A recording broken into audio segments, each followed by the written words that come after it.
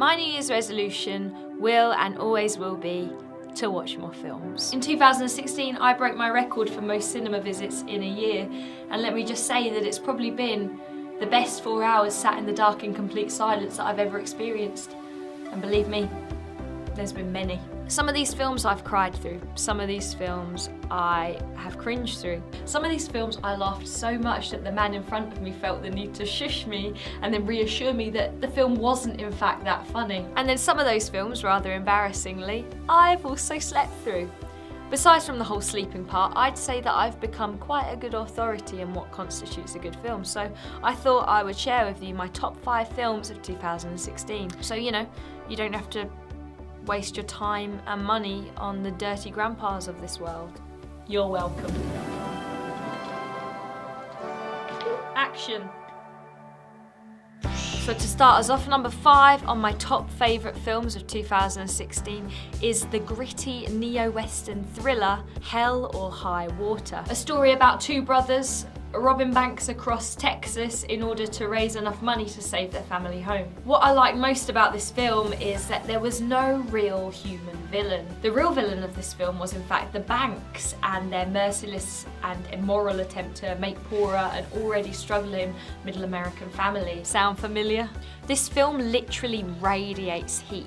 From its wiping sweat off the brown narrative to its stunning golden scenic shots. I literally went into this film with my coat on and came out with my coat off. Despite the film's yellow tones, the characters are all in fact very grey and extremely well balanced. From Chris Pine, the smouldering, lovable anti-hero, to his hot-headed, misunderstood brother. If you love westerns but hate horses like me, or you're just feeling like a little bit chilly, then this is the film for you. I highly recommend. My 4th film of 2016 is Embrace of the Serpent, a black and white Colombian film about an Amazonian shaman and his 2 encounters with 2 scientists. The story is predominantly about self-discovery, psychedelic plants, and the greed of white men ruining everything as usual. It's also hauntingly beautiful, and when I say hauntingly, I mean it in a literal sense, well, as literal as a haunting can be. I say this because the real tragedy of this film is the ghostly demise of the native people. Despite slight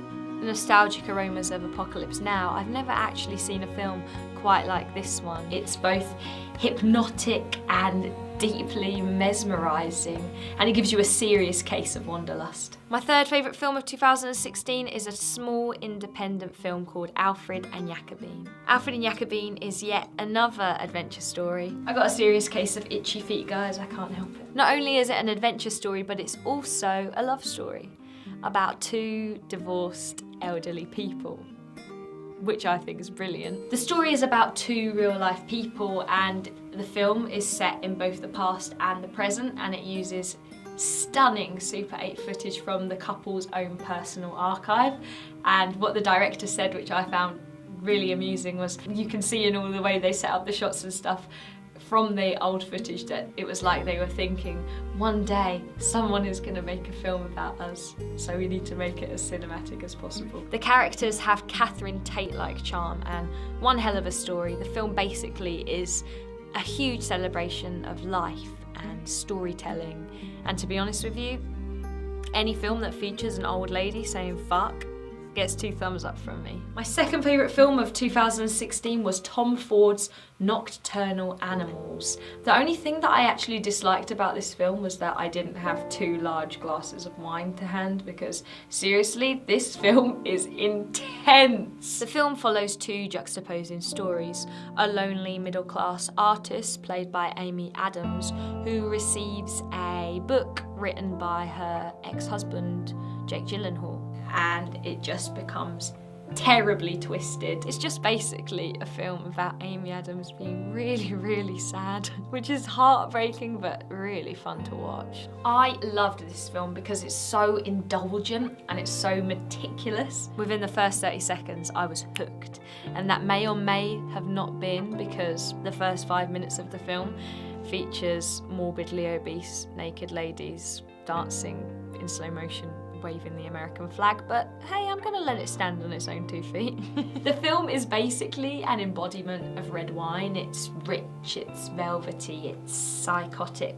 It leaves a stain and a weird taste in your mouth, but you can't help but go back for more every single night. Which brings me to my #1 favourite film of 2016, and I never thought that it would be about a masturbating puppet, but hey, 2016 has been one of those years. The film is Anomalisa. While the themes of this film are eerily sad and depressing, this film is hysterical. The lead character is basically this guy that has stopped seeing the originality and the good in people, and basically he just sees everybody as a reflection of everyone else, well, more over a reflection of himself. One night, in the kind of haze of alcohol down at the bar, he meets Lisa, Anomalisa. For the first time, he sees a little bit of originality in her, and it's so beautiful, but it's also so tragically short-lived. It is fantastic. So yeah, that's my top 5 films of 2016.